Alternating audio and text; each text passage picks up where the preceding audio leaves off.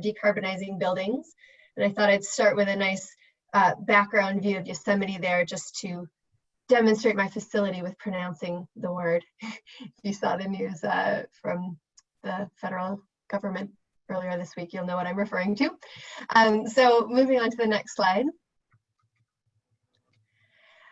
Just to set the stage for context, this is a pie chart of California's greenhouse gas emissions, and you can see buildings in the dark blue wedges there. It's about half represented by natural gas and half coming from electricity.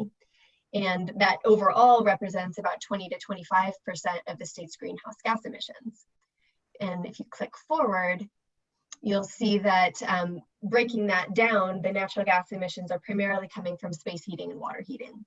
And in California, it's interesting that this split is so large for water heating, and that's just a testament to California's relatively mild climate. In other parts of the country and other parts of the world that are much colder and rely on natural gas, you see space heating representing a much larger share of natural gas consumption in buildings. So next slide, we'll see California's greenhouse gas emissions. We have met our goal of reducing emissions to 1990 levels by 2020, which is great news, because I remember when I started in this industry in 2006, the Governor Schwarzenegger had just passed AB 32, and there was a lot of hand-wringing and concern about, how are we going to get emissions back to 1990 levels by 2020, and that was one of the first topics that I started working on and looking at decarbonizing the electricity sector. And it has turned out to be more achievable than we thought at that point, which is good news. If you click forward, you'll see that we still have a long path ahead of us. So we have now an executive order to get to carbon neutrality by 2045, and that's additive to our goal of reducing emissions 80% by 2050. We have an interim goal of reducing emissions 40% by 2030, and a couple of policies in place to help us get there, including SB 100 for 100% retail sales coming from zero carbon electricity. We have goals for zero emission vehicles, for doubling energy efficiency, but we know from our work and our modeling that we'll need a lot more across all sectors than just what's on this list here and what's on this slide. And a big question is how we will decarbonize natural gas use in buildings. So if we move to the next slide, you'll see one option. You'll see several options, actually. So we see across all the decarbonization scenarios that we've evaluated in different regions of the country, in different places, these four pillars, we call them, for decarbonizing an economy, an energy economy. And energy efficiency and conservation is the first and most important pillar, perhaps, to create the foundation for this.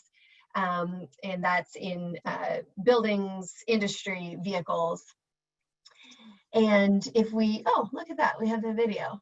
Hi, everyone. You can see me now, I guess.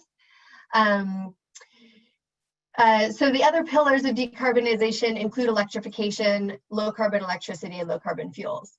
And electrification, obviously we think a lot about electrifying vehicles, light duty vehicles in particular are an option that's readily available today. It turns out that electrification in buildings is also a readily available, widely commercialized option in the form of electric heat pumps for space heating and water heating. Industrial electrification is a little bit less far along in its path towards commercialization. But there are also biofuels as another option for decarbonization. So if we go to the next slide, we can break that down a little bit more for the question specifically around heating, because if you remember from that earlier slide, almost half of our natural gas use in buildings is to heat our buildings. And so an option that we've looked at includes the use of decarbonized gas, sometimes called renewable natural gas.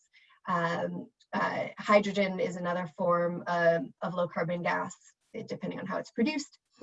But a key advantage is that you can use it in existing gas pipelines, gas infrastructure to to some degree, you can burn it in even existing end uses. So there's minimal consumer disruption there. It's really a supply side option.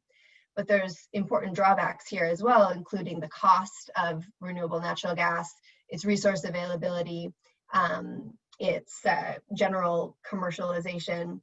And then, of course, you still have a combustion product in your home, which creates NOx emissions, other air pollution, has the potential for leakage. And then, if we think about going to a fully hydrogen-based economy, then you're actually looking at pretty significant infrastructure upgrades and customer equipment retrofit costs. So some real trade-offs there. If we go to the next slide, you'll see another pathway for heating our buildings, which is electrification. And there I'm primarily talking about heat pumps for HVAC that provides both space heating and space cooling, as well as heat pump water heaters. Other electrification options for other equipment include induction stoves, electric clothes dryers, for example. These are all commercially available products today. They pair well with our low carbon electricity goals that we're already making a lot of progress on in California. So that's a nice combination of decarbonization strategies.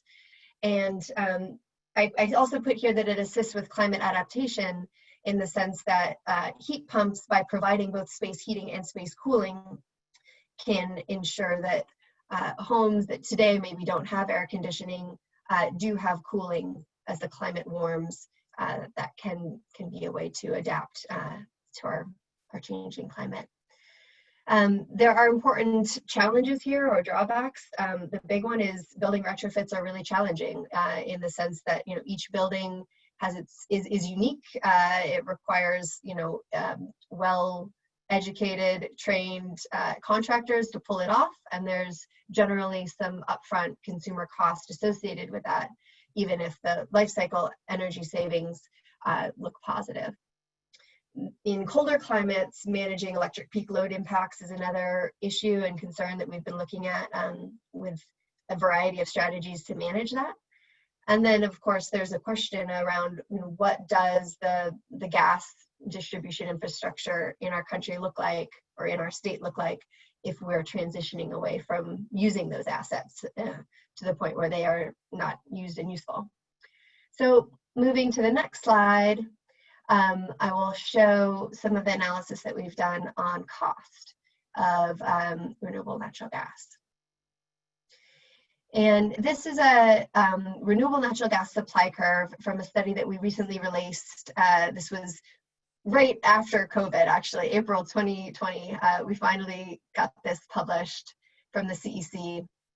This is the optimistic scenario that has our more optimistic outlook for cost reductions from hydrogen and synthetic natural gas, direct air capture.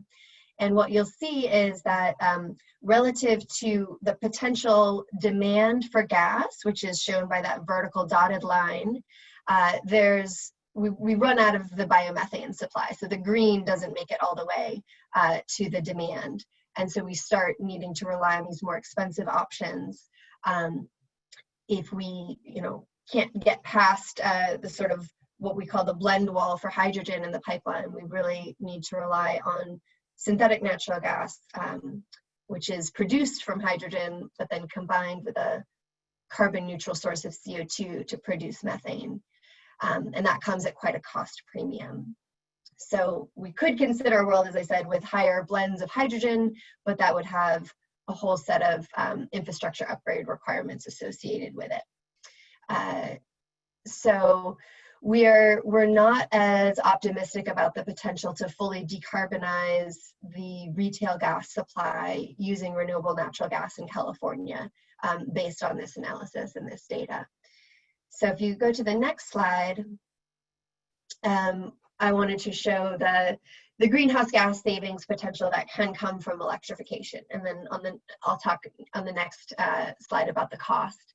But the important thing to note is that electrifying buildings can in fact save carbon today one of the common misperceptions that we get is that, well, you know, we're burning gas to produce electricity, so how could electrifying possibly save carbon? And the answer to that is partly that California's electric grid is already relatively clean with our supply of nuclear, hydro, and renewables, and it's only getting cleaner given our renewable policy goals. But it's also because heat pumps are, you know, at least 3 to 4 times as efficient as a gas turbine. And so the efficiency and the low carbon electricity show carbon savings. Now, this is an example for one building. It's actually extremely difficult to get this level of carbon savings across the entire fleet of buildings in California because of the, you know, nature of trying to retrofit so many buildings in the state. That takes time. There's a stock rollover to that equipment. So moving to the next slide, I'll talk quickly about cost and then wrap up. So we did an analysis of life cycle costs, upfront capital costs, bill savings associated with residential building electrification. And that study came out in April of last year. And you're welcome to dig into that further. But the bottom line was that we actually found quite a bit of cost-effective potential, particularly in all electric new construction, which are the bottom 2 pie charts that you see there.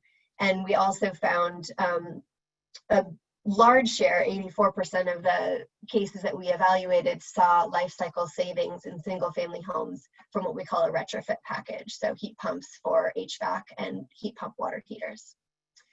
So moving to the next slide, we see cost savings from building electrification compared to renewable natural gas. And this slide is a little bit complicated, but just on the right, the bottom axis, you see higher shares of electric space heating in a given scenario with correspondingly lower incremental costs relative to a reference case. So the cases in yellow have no building electrification and are more expensive than the case in red where there's high building electrification. So on the last slide, moving to the next slide, I'll just summarize here. Basically what we found from our work, kind of combining a variety of these studies that I've highlighted for you here today, we see that electrification in buildings is likely to be a lower cost, lower risk strategy to meeting California's 2045 carbon neutral climate goals compared to alternative greenhouse gas mitigation strategies. We do see opportunities in the near term to reduce household energy bills and life cycle equipment costs from electrification, but there are a number of barriers to seeing that outcome in every case for the whole state. And so we do see a need for incentives to bring down the upfront costs, outreach programs to improve consumer awareness, contractor training to ensure that contractors know this technology and can do the installations correctly. So in short, there is a need for market transformation to really enable building electrification and to achieve its full potential. And with that, I will wrap it up and turn it back to you, Tim. Great. Thank you, Amber. Great presentation. And next we have Pamela Bartholomew. Great. Thank you, Amber. Always good to follow you. Just nailed the exact timing on your presentation. Love it. So thank you so much to the Silicon Valley Leadership Group for having me and presenting. If we could just go forward to my first slide, please. And as you can see, I'm taking a break from the wedding that I'm at in order to make this presentation. Next slide, please. So I was asked to talk about the building electrification policy. So what I'm going to do is just go through some of the drivers that are leading towards policy being enacted, talk about some of the different proceedings and policies that are coming into play, and then talk about what this can mean for portfolio owners and building owners moving forward, or folks that are working in the building sector. So first and foremost, our state's climate goals. Amber covered this a bit, but in particular, I want to bring your eyes to the 2045 part of the slide, where we have a state law that says, SB 100, that by 2045, we're going to have 100% carbon, zero carbon electricity, and that we're moving towards a carbon neutral economy via Governor Brown's executive order. And this is, of course, Governor Brown in his natural state of scolding somebody. Next slide, please. So Amber showed you a pie chart. I've always been more of a line chart guy. So this, again, shows end-use emissions. So this isn't actually the power plant itself. This is instead, where is the power being used from that power plant, and where can you associate the emissions to? And so when you look at it from an end-use perspective, buildings are only behind light-duty vehicles, or LDVs, on this chart as a contributor to greenhouse gas emissions in the state. And we break it down in buildings. You can see in the blue is all the electricity. 75% of the state's electricity goes to power buildings. And the orange is natural gas use. Now, on the last slide, I talked about how we're getting to zero carbon electricity by 2045. So we have a plan for that big blue part of the buildings line here. What we don't have right now in California is a plan for that orange piece. Is how do we reduce the greenhouse gas emissions from those appliances that we currently use natural gas in? Next slide, please. And those appliances are predominantly natural gas.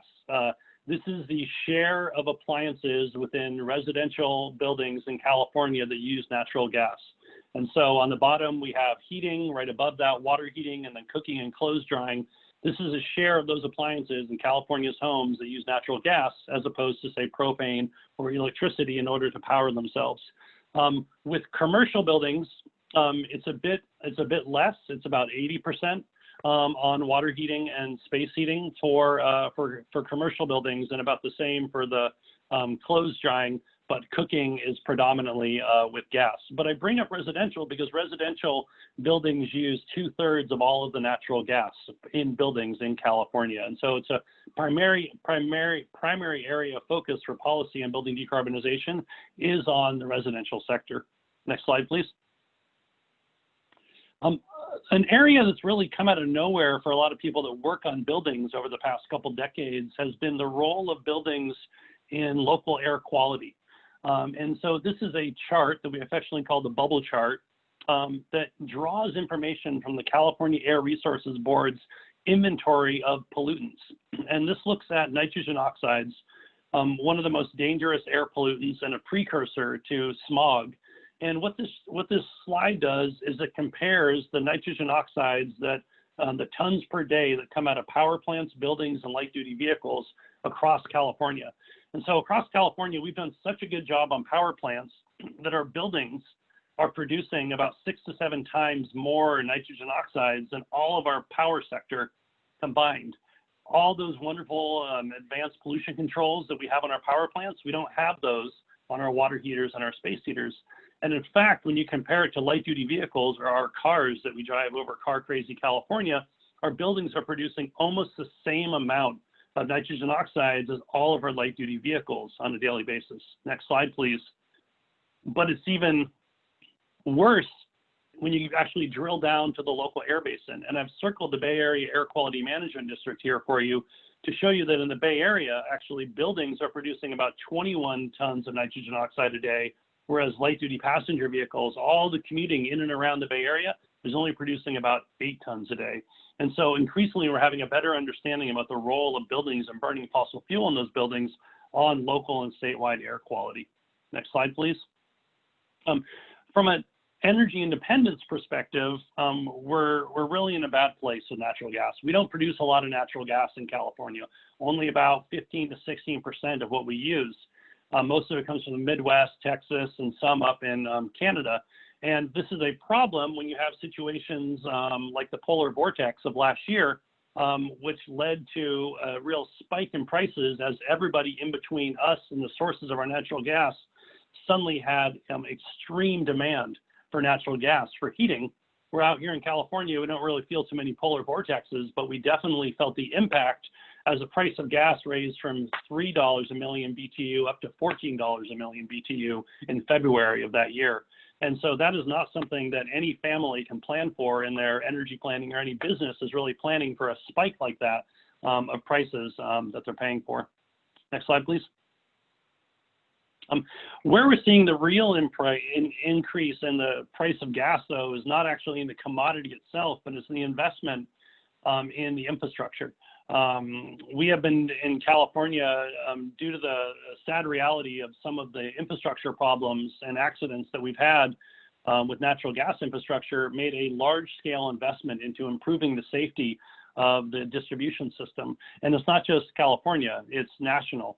We have seen this trend of a slow levels of investment all of a sudden spike since about the beginning of the last decade, so that we're now spending about $15 billion a year on the distribution system, most of it for safety upgrades in order to be able to make this safe. Next slide, please. So we at the Building Decarbonization Coalition released a roadmap last year in January that looked at what is it going to take to address this issue of natural gas in buildings, and how could we decarbonize the building sector through electrification to be able to reach our climate, our clean energy, and our protecting ratepayer goals. Advance the slide, please. I don't know what happened to this slide, but it looks like there's something over it. But basically in that roadmap, we called for a series of targets in order to be met, that by 2025, we should have a building code for all residential construction in the state that's zero emission, for commercial buildings by 2028. And then we're implementing a series of programs so that by 2045, we'll have reduced greenhouse gas emissions from the building sector down to zero. Inherent in that is going to be phasing out the sale of fossil fuel powered appliances here in the state. And so we as a coalition adopted targets that by 2030, we're no longer selling furnaces or water heaters powered by natural gas. And the reason that 2030 is such a special date is, remember, we're trying to get to carbon neutrality by 2045. Water heaters and furnaces have between water heaters about a 12 to 15 year life cycle, and furnaces about a 15 to 18 year life cycle. If you're selling any fossil fuel powered appliances after 2030, you're probably not going to meet your 2045 targets of being powered through zero carbon electricity. Next slide, please. And so this is what it looks if, say, you're phasing out combustion water heaters and bringing in all electric and heat pump water heaters, that right around 2030, there's that inflection point where all of a sudden you're now having more electric and heat pump water heaters in the market than you are the natural gas water heaters. And so we're looking for adoption curves like this and the phase out of fossil fuel powered water heaters like this. Next slide, please. And so, and advance it one more time, please. There's a series of, actually 5 more times. There's a series of proceedings currently underway right now with the, up at the state level that are addressing this issue. And I'm not going to go over all these, but just to let you know that there are 4 major proceedings that are happening that are all leading towards one big proceeding at the middle of next year. So the California Energy Commission, the Air Resources Board, and the California Public Utilities Commission are right now going through a lot of discovery, looking at the cost of electrification, looking at the technologies, looking at issues of the existing natural gas infrastructure, and they're going to be adopting a series of policies right around the second quarter of next year that's going to lead towards the last proceeding here, the long-term gas planning proceeding of the Public Utilities Commission, which is going to be about the state's transition off of natural gas. Next slide, please. And so in case there was any doubt about where the state's going, Commissioner Leanne Randolph from the California Public Utilities Commission, after she opened her long-term gas planning proceeding, wrote this op-ed to Cal Matters, the periodical Cal Matters, where she said, "This is the proceeding that I've opened," and to quote her, "that will plan the transition for the state off of natural gas." And so if any of you are trying to future hedge on energy in California, this is the leading commissioner at the Public Utilities Commission saying this is the proceeding where we're transitioning off of gas. Next slide, please. And it follows on work from the California Energy Commission in the 2018 Integrated Policy Report that clearly laid out that we're not going to meet any of our climate or clean energy goals unless we decarbonize the building sector. And as far as the choices that Amber just had up on during her presentation between, say, renewable natural gas or electrification, the California Energy Commission clearly, from this excerpt from that report, clearly putting their eggs in the basket of electrification is going to be the way to go for zero emission buildings. Next slide, please. But the real action is happening at the local level. In July of last year, Berkeley became the first city in the country to adopt a ban on natural gas connections in all new construction. Next slide, please, or advance it. This is Darren. Darren's a manager of for local affairs for Pacific Gas and Electric. He was the fourth person to testify at that hearing for Berkeley, and he stood up and said, "We, PG&E, the fourth largest distributor of natural gas in the country, are here to support Berkeley and any other city in our territory that wants to help us stop the expansion of our gas network. We recognize that the expansion of a gas network doesn't fit into where the direction of the state is going on climate change, and we have concerns about the affordability of it for PG&E and our ratepayers into the future." Next slide, please. Since Berkeley's adoption, 31 other cities have adopted either a ban or policies to discourage natural gas in new buildings, and there's another 30 that are currently working on reach codes such as this up and down California. Next slide, please. And you can just advance through these, about 5 advances, and this is happening in New York, New Jersey, Maine, local governments in Massachusetts, Seattle is working on it, and then Governor Cuomo in New York has invested of his $2 billion, $500 million into building electrification. Next slide. And then it is also happening. Next slide, please. There we go, one back. And then it is also happening all over Europe. You have a number of European countries that are either phasing out specific technologies or completely phasing out gas in new construction. And then 2 more slides. Please advance 1 more slide and just click through here. So what we're seeing is incentive programs from investor-owned utilities, municipal utilities, a number of programs coming out from the state and local governments, and then our community choice aggregators that you'll hear about from Raphael in a second. And 1 more click, and it's all coming to about $450 million in incentives for a building electrification are going to roll out over the next 9 months here in California. Next slide, please. And so this is what we're looking at. We're looking at aging gas infrastructure and rising gas commodity costs, and this is leading to higher gas rates. Those higher gas rates are making building electrification now more cost effective. And as you bring in lower cost renewables and better technology, it's even making the economic case better. As people electrify, that leads to a reduction of gas demand. As more climate policies come in, it pushes that even further. And so there's less customers on the grid, on the pipeline, to pay for the fixed costs of those investments. That then means the gas company needs to raise rates for the people that are left on it, which makes building electrification even more economical. You can start to see a downward spiral for the gas system in California. And so for the question of all of you in the audience is, where is your portfolio in this mix? Because you want to be on the front end of transitions rather than on the back end of transitions. And the state policy is clearly driving us towards a transition off of gas. And so I'd recommend anybody that's involved in construction or building or operations to start to get on the front end of this. And last slide is the next slide. So just to sum up, electric buildings can be cheaper to build, more equitable, healthier, more climate friendly, and safer. There is not a good reason to build with gas in California anymore. Thank you for the time. Thanks for having us. Look forward to the questions. Thank you, Panama. So we'll go from the policy perspective, from the wider policy of the state and some local and some international, to the way that the Peninsula Clean Energy folks are implementing policy and what policies they've chosen to implement. And that's through Rafael Reyes. Rafael, take it away. Hey, thank you, Tim, and thank you to the Silicon Valley Leadership Group for putting together this great event. A little different than the usual, but still some great conversations here. I was struck today that my 6-year-old's new favorite song is Can't Touch This by MC Hammer. And there's a certain connection here in that, electrification is about going back to the future. Really all I do is do exactly what Amber and Panama just said to make sure this stuff gets done on the ground. We really see our work here at Peninsula Clean Energy as being a key partner to the state and local work. So if we could advance the slides. Next slide, please.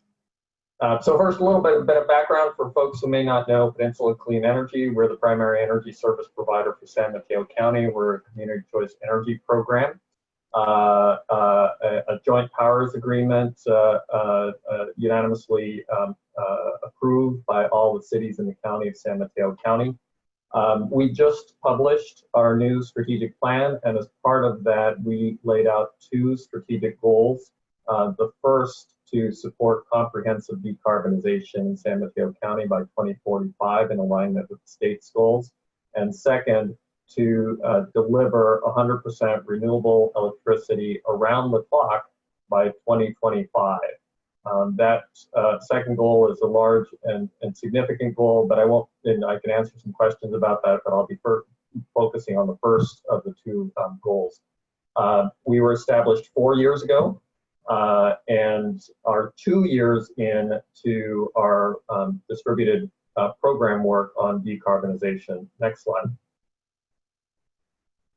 So our program work operates in the following framework with 4 major considerations in terms of program design. Next. So naturally, accelerating renewables and greenhouse gas reductions. That involves all of the measures that are being discussed here. I'll talk in more detail on that next. Secondly, we want to make sure that we're delivering community benefits across all the stakeholders in San Mateo County and really fostering the economy and delivering greater equity in the region. Next. We want to match renewable and supply of electricity. And this is, as I noted, speaks to our second goal, and we need to not only make renewables, the entire portfolio, but make sure that we're able to deliver that power when it's needed. And that involves also making sure that our demand side is more flexible to adjust to when those renewables are available. Next. And then obviously we need to align and build our internal capacities. We're a young organization, 4 years in, and really the roadmap, which I'll cover here on a high level, really speaks to this. We made a very conscious decision to get out of the door quickly with programs that we can implement to start immediately delivering an impact. And as part of that, we laid out a roadmap that covers a 3 to 4 year time frame. We're well into that now, and now starting to move to the phase where we need to develop the next phase of the roadmap. But I'll speak to the roadmap as it exists at this point in time. Next slide. So this is a high-level view. There's a lot more under the hood here, but quickly on transportation next. We've already got a ride and drive campaign when we can do ride and drives. That's in the field. We're adjusting to virtual strategies now and more individualized strategies for this period of time. But we have vehicle incentive programs, including low-income, high-touch incentive program. We've rolled out our EV infrastructure program, which is notable particularly in the high-level technical assistance and emphasis on level 1 charging and power management for cost efficiency. Next. And then we've got a variety of other elements on the transportation side. So smart charging pilots, low power charging, and then other elements included here for ride hailing, municipal fleets, and curbside charging. This is all stuff that's underway and will be published soon. Next slide. Of course, we're highly engaged on distributed generation. Concerns about resilience obviously are very high right now with the power shutoffs. Next, and as part of that, we've got a number of initiatives, including a program to address the needs of medically vulnerable resilience with portable batteries, as well as municipal critical facilities. Next, and then broader programs forthcoming around solar and storage systems for a variety of segments. Now we're here to talk about buildings. Next. We've got a number of elements that are already in the field and more in progress in this area. Panama made reference to the REACH code efforts. This is a significant portion of what we're working on today. We partnered with Silicon Valley Clean Energy, which covers most of Santa Clara County, on a REACH code program that started early last year. And we're very pleased, frankly, with the amount of uptake. 17 cities and counties in San Mateo and Santa Clara County have adopted REACH codes. In San Mateo County, we have 10 additional cities that are in progress on some level. So we're frankly thrilled with the amount of uptake. And these REACH codes cover both EV readiness, but importantly here on this topic, all electric buildings. And I want to particularly call out the work of the city of Menlo Park, which really did some incredible leadership work to develop and get adopted innovative all-electric REACH code, Title 24 REACH code, which has become the model not only for our counties, but for cities across the state. And most cities are now looking at the Menlo Park model and, of course, Berkeley model as the principal options on the table for building decarbonization. Now, we've learned a lot in that process. And early on, frankly, there was a lot of resistance for a variety of reasons. Some of that was just a matter of education and misunderstanding, but some of the issues are real. And some of those have been referenced by Amber and Panama. Designers need help on how to approach all-electric buildings. There are some cases where there are significant technical considerations. So centralized heat pump water systems for domestic hot water is a big issue. And there are others. And as part of that learning, we decided to put in place a technical assistance program specifically for designers, and that's in the process of rolling out. And then, of course, the contractor training has also been referenced earlier, and that's also in the process of rolling out. In addition to that, a number of other things that are in progress: consumer education, a big piece of what's needed, incentives, water heaters, that has been talked about, and we also will be launching a low-income home upgrade program. Next slide. Next slide.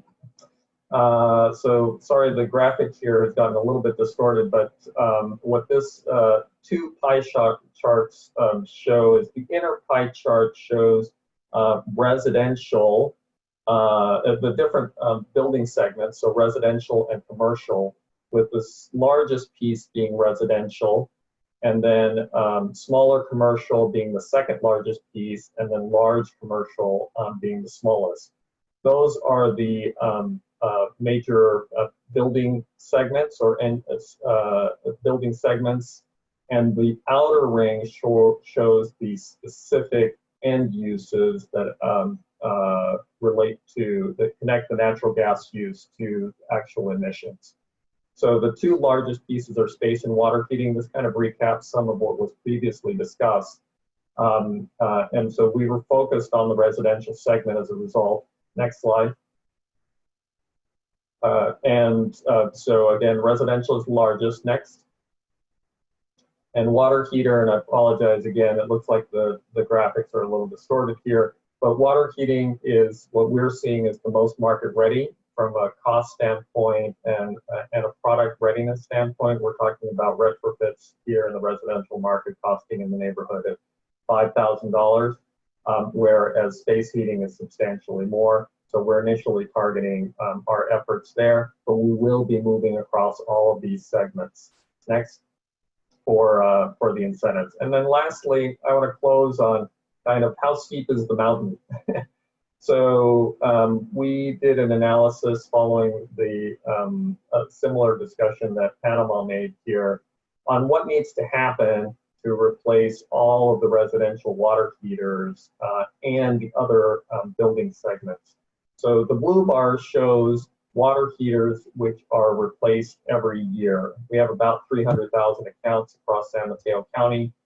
So every year, We have somewhere between 10 and 12,000 water heaters that are replaced, close to 12,000.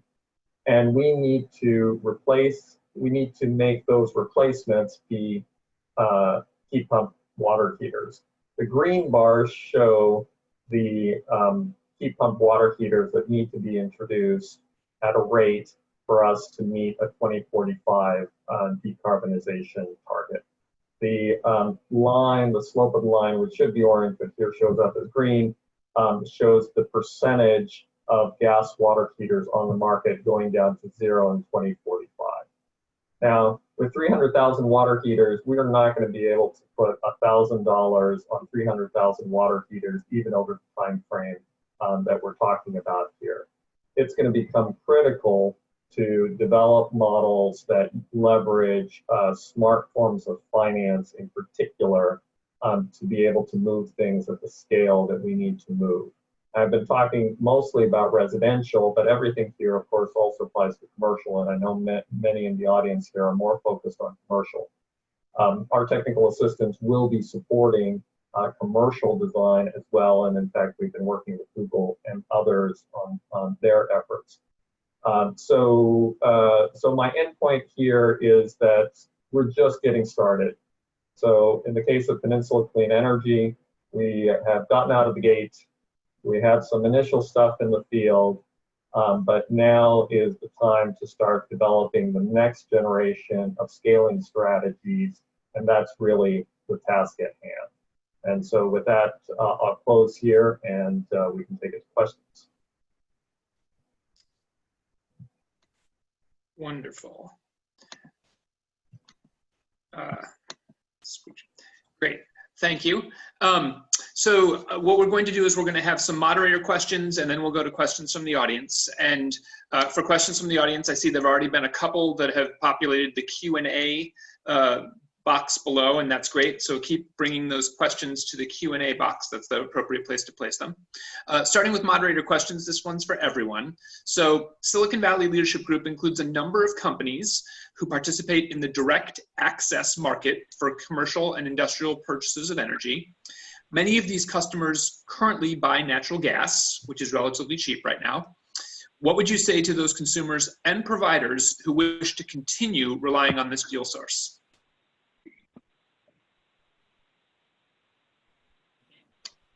Yeah, I can start on that one, Tim.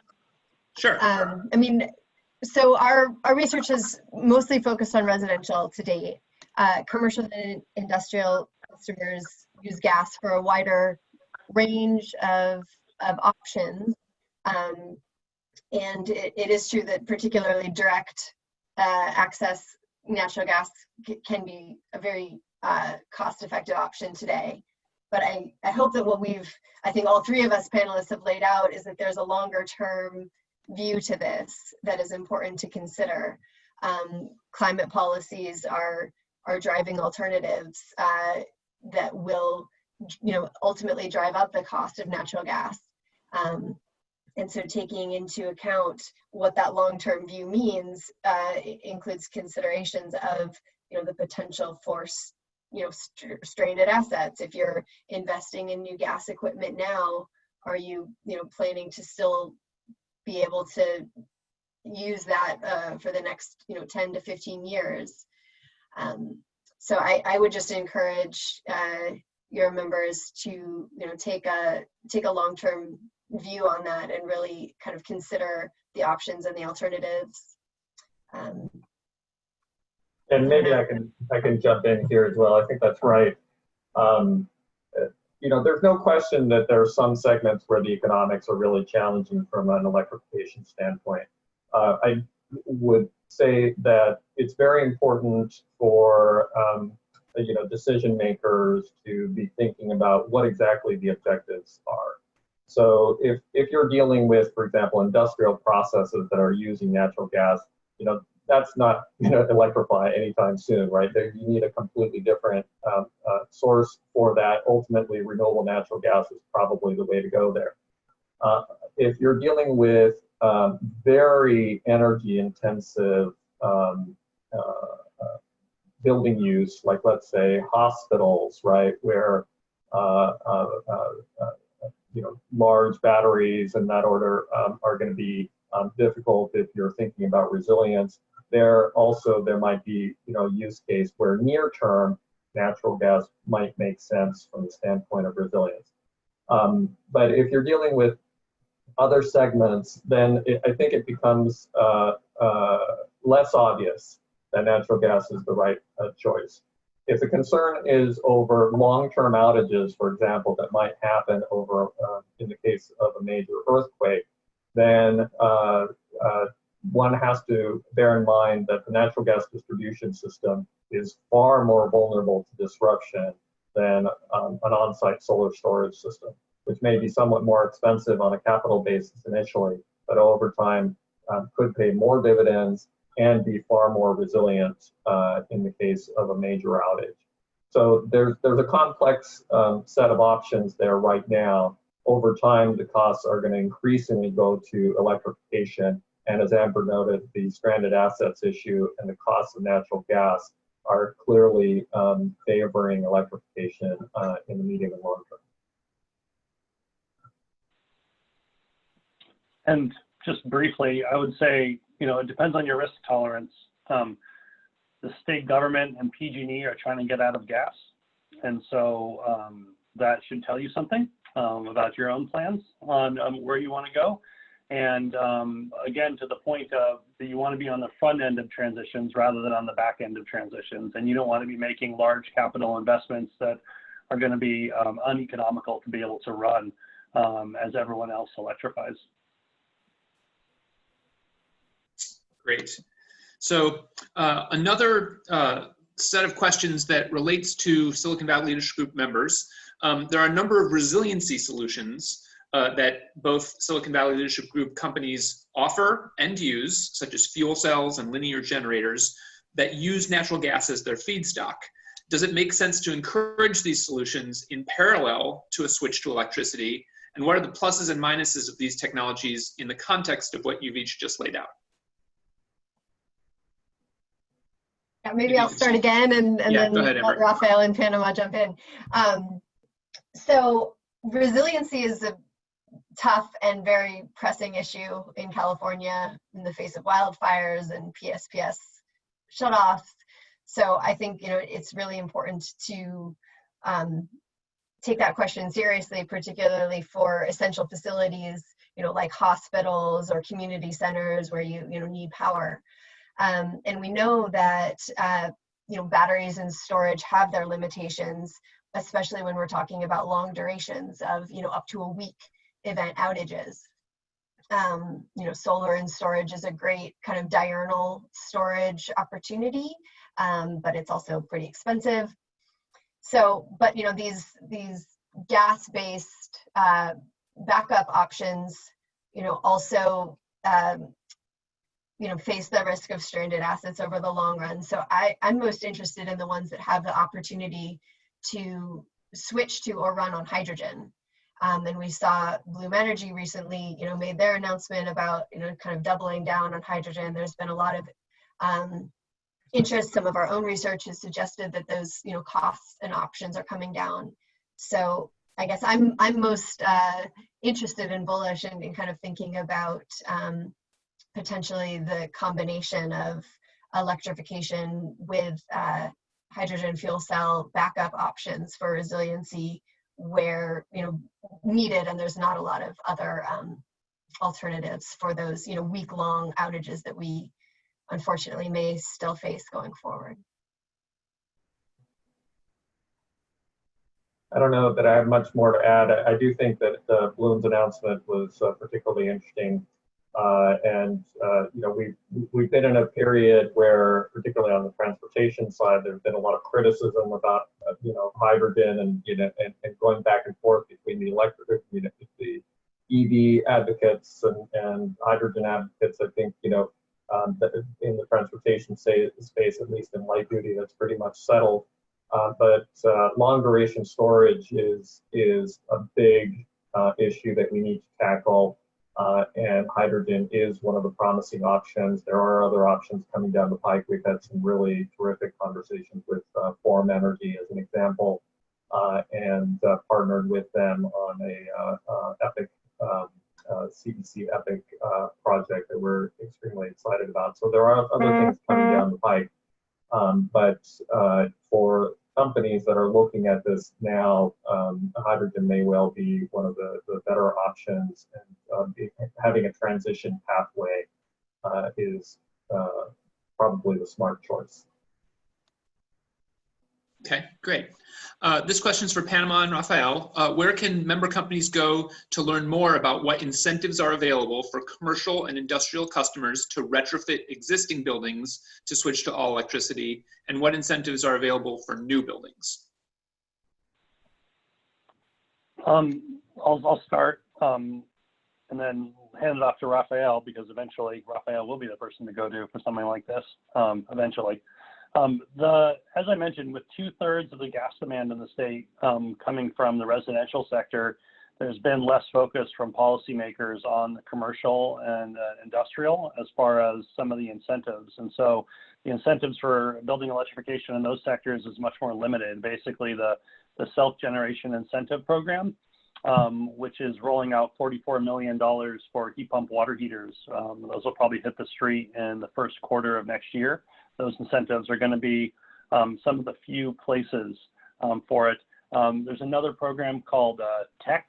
It's under the Senate Bill 1477 program that is going to be really trying to commercialize zero carbon technologies, and that may lead to some incentives for those technologies that can be used between multifamily or commercial buildings. So I would say the best thing to do is keep your eye on PG&E and keep your eye on your local community choice aggregator.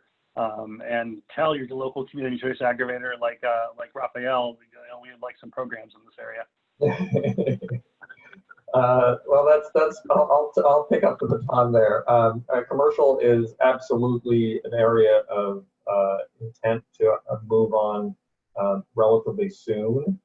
What we do have already available is technical assistance, and that technical assistance covers both San Mateo County, and again, through our partnership with Silicon Valley Clean Energy, Silicon Valley Clean Energy Territory. And so, most of the companies that are on here can today contact us and avail themselves of that technical assistance. And we've got leading experts, award-winning folks, specifically on deck to help with the tough design decisions. I mean, literally send us your building drawings or what you're thinking of doing, and we will get in deep to help you with that. And that will certainly also include, as it becomes available, what incentives are available.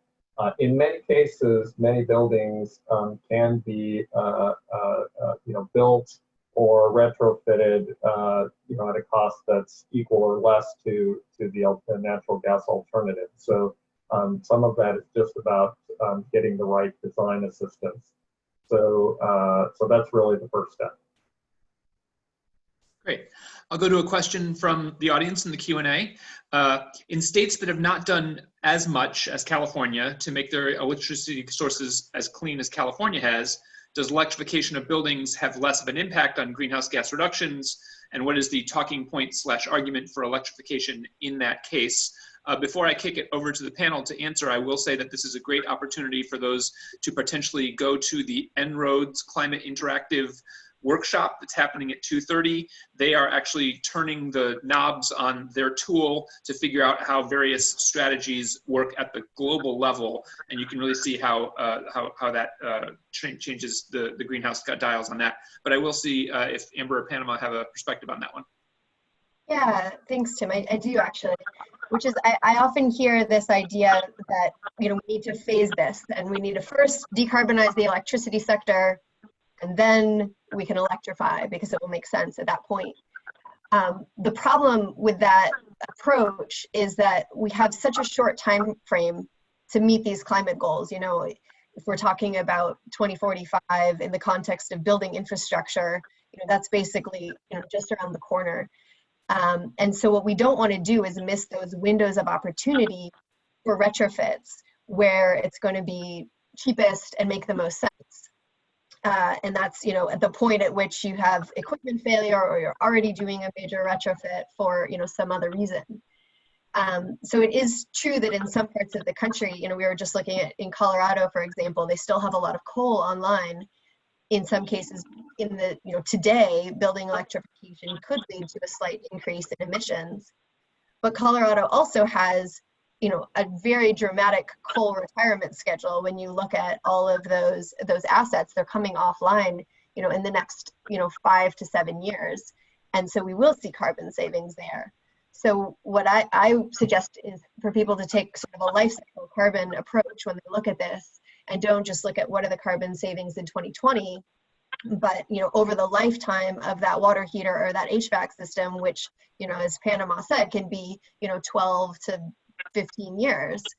You know, what does that look like? And then we do see carbon savings, you know, in many jurisdictions, you know, it's because renewables are becoming so much more cost effective and are being deployed, you know, across the country. And I posted the links to 2 reports in the question and answer box, one by Sierra Club and one by Rocky Mountain Institute that just came out this year, looked at this exact issue, looking at the average grid mix in those states. And then if you switch and then comparing gas-fired furnaces and water heaters compared to heat pumps for those, the Sierra Club study found that you're always better with a heat pump due to the inherent efficiency of those heat pumps, even in coal-heavy states. The Rocky Mountain Institute study found that it was that case, except for Wyoming and Utah. So those are 2 links in the Q&A for you. Great, and we've got 30 seconds left, so I'll make this the very last question. That is that the state has a role to play in this California Energy Commission's setting of building codes. And one questioner in the chat box asked if folks have a comment, and this would be, I would assume, just for Panama, on SoCal Gas's lawsuit of the CEC and what it's thinking about in terms of its policy. So I don't know if you want to just give us a quick take on the CEC policy and where you think it's headed and what you think will happen with that lawsuit in Panama. Sure. So just for context, on Friday, the Southern California Gas Company and a couple partners, its unions, and then a clean gas company sued the California Energy Commission for not saying nice things about natural gas. They release every 2 years an integrated energy policy report at the California Energy Commission, and they're required by law to analyze the benefits of natural gas in there. And so in the last one of these reports, Southern California Gas Company wasn't happy with the degree to which they talked about the benefits of natural gas. And so they sued them over a report from last year claiming an anti-gas bias. Likely this is a political lawsuit rather than one looking for any kind of legal relief, since the only legal relief would be an edited report rather than a big change in policy. But in addition to that, same day, the Natural Gas Vehicle Coalition sued the California Resources Board, and 2 weeks ago, members of the legislature sent a letter to the California Public Utilities Commission over electrification policy as well. And so what we're seeing is a coordinated effort to pressure the 3 main regulatory bodies around this movement towards electrification. All right, well, our time is up. This has been a great panel. Thank you so much for Amber, Panama, and Rafael, your preparation and participation. I will let folks know that they can go to a break, and there's more networking through our exhibitor center and through HUVA. There's another set of panels at 3 p.m., 2 different breakout panels, one on this Zoom line and the other on the Zoom line that started the day. And then there's additionally, starting right now, the Climate Interactive En-ROADS workshop, which if you didn't get a chance to see that model that they use, it's a fabulous model. I encourage folks to go there as well. That's a separate Zoom line. And all of those Zoom information is both in emails that we sent you to the email that you signed up with, and we can drop it in the chat right here. I'll ask my staff to do that. So great job, and thanks again. Thank you, Tim. Thank you, leadership group. Thank you.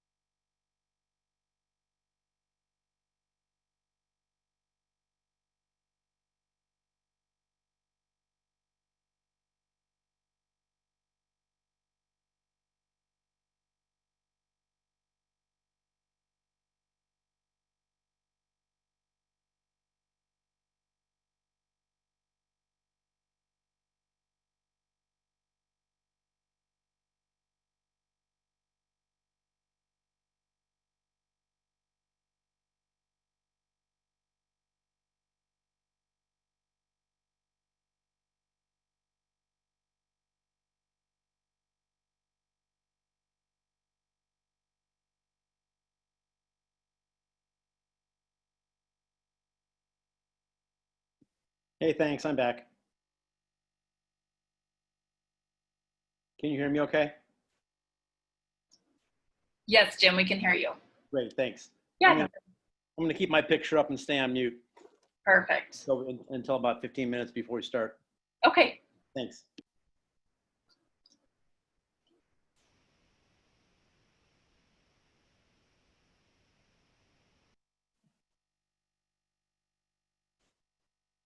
Smoothly handled those logistics, guys. Good job.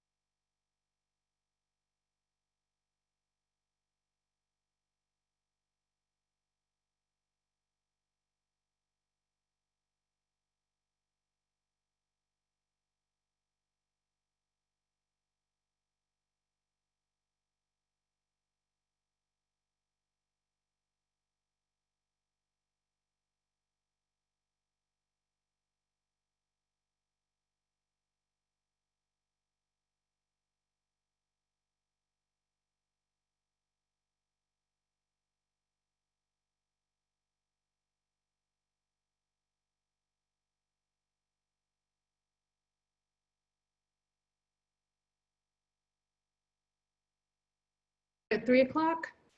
Okay. Are we ready to go? Excellent. Well, I'd like to welcome everyone back from the break. This is the final session of the day. It's session number 2 in building smart, resilient communities in an era of climate change and pandemics. Can we advance the slide to the speaker lineup?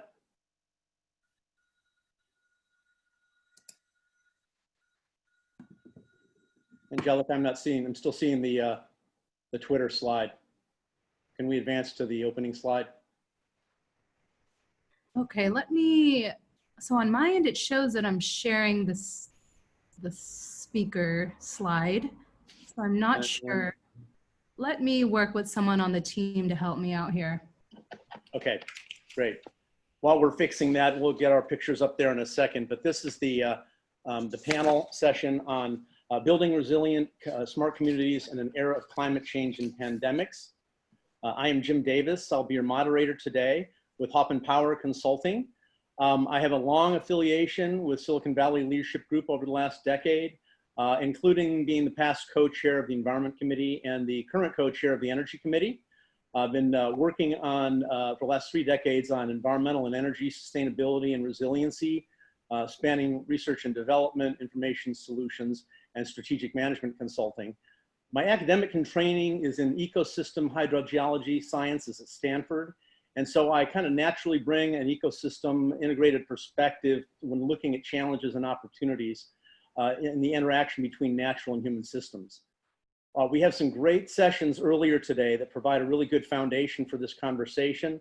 We now want to turn our attention to the lessons learned from the COVID-19 experience that really can help us make our communities and the critical infrastructure that supports them more resilient to not only pandemics, but the long-term impacts of extreme climate.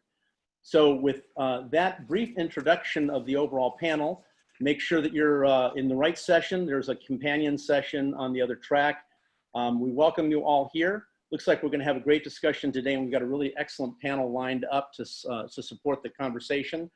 We're gonna have some introductory remarks from each of our panelists, followed by a moderator-led Q&A and questions from the audience. So as we go through the conversation, please post any questions that you have in the Q&A box. Please try to refrain from asking questions in the chat box. We'll be monitoring Q&A for questions from the audience. I've asked all of the participants on the panel to post any information that they'd like to share with the team, focusing on to post them into the chat box, so you'll have should have a steady stream of additional information coming there. By way of introduction, I'll briefly introduce each of the speakers. All of their bios are posted on the Whova app, so I won't bother reading them in great detail, but I'll hit on a few highlights here. The Honorable Dave Pine is a supervisor for San Mateo County Board of Supervisors. He has been in that role since 2011. He served as a board president in 2014 and 2018. He also is the chair of the San Francisco Bay Restoration Authority. Chair of the, can you go back to the previous slide? Thank you. The Restoration Authority and the chair of the San Mateo Flood and Sea Level Rise District, the San Francisco Bay Conservation Development Commissioner, and the San Francisco Creek Joint Powers Authority. He also is a founding member and on the board of the Peninsula Clean Energy, who we heard from in the last session. So he's got a pretty broad perspective on a variety of issues impacting the county, and as elected official, he has a special role to play in this conversation today. Matt Stein is pinch hitting for Julie Pullen, who was unable to attend. He had a family issue pop up at the last minute. And so Matt is here actually in California. He's going to be pinch hitting for Julie Pullen. He's with Jupiter Intelligence. He's a vice president for business development. He's responsible for customer interactions, engagements, and focusing on various sectors, industrial, financial, and public sector. He has also worked at, he was the CEO of Multitude, a startup that was acquired back a while ago. And then he also was an executive at GE, where he worked in GE Digital, the capital business, and he was an entrepreneur in residence in GE Ventures. So we're happy to have him as well today to join our panel. And he'll be talking about data science challenges associated with predicting long-range climate impacts and risks. Heather Rock is with PG&E. She's the chief climate resilience chief, and she leads the company's effort to look at resilience of their assets, infrastructure, operations, employees, and communications within the sustainability organization. She's got a lot of experience in public policy and climate change and political risk assessment. And she also worked at Chevron Corporation for several years in climate policy and risk analysis. So she brings a very broad perspective as well to the discussion. And last but certainly not least is Gary Kremen. He is also one of our elected officials. He serves on the board of the Valley Water organization, Valley Water Agency.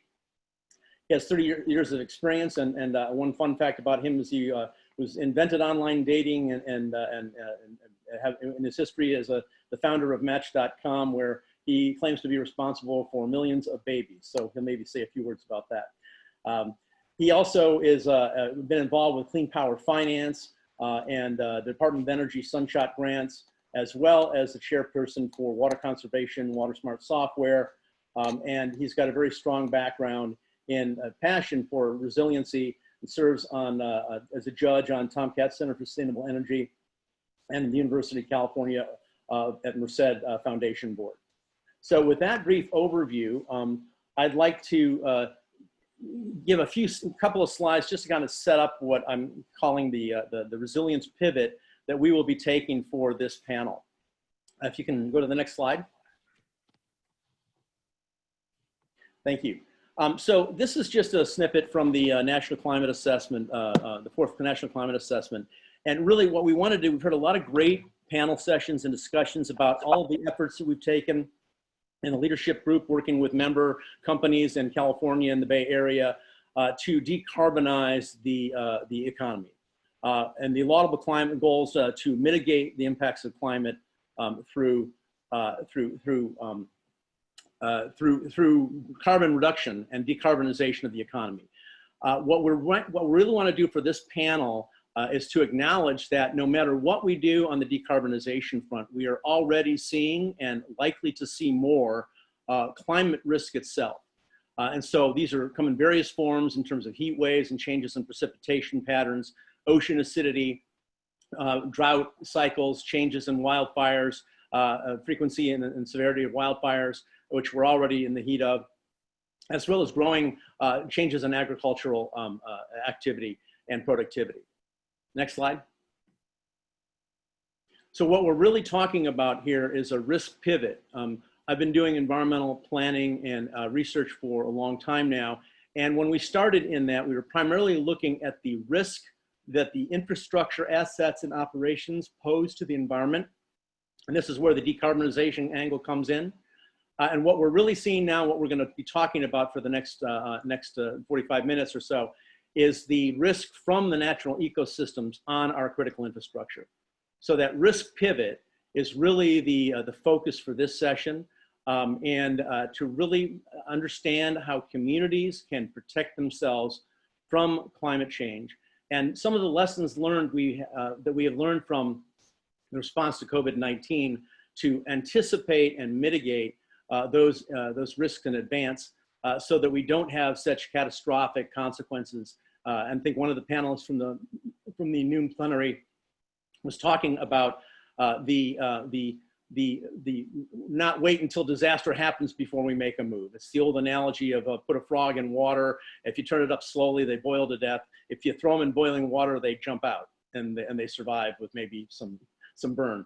But I think what we're really trying to do is avoid that process with climate change where we slowly boil to death by not taking prudent investments now in multi-decadal investments in infrastructure that are going to be required to mitigate the effects of climate change. So with that background and setup, I want to hand it over to our first panelist to give some opening remarks. David Pine, supervisor from Board of Supervisors in San Mateo County. And David, take it away. Great, thank you, Jim, and good afternoon, everyone. As Jim noted, I've served on the Board of Supervisors since 2011, and much of my policy focus has been around climate change, both reducing carbon emissions and planning for climate adaptation. But since March, while that work's continued, my focus, of course, has been very much on the COVID crisis.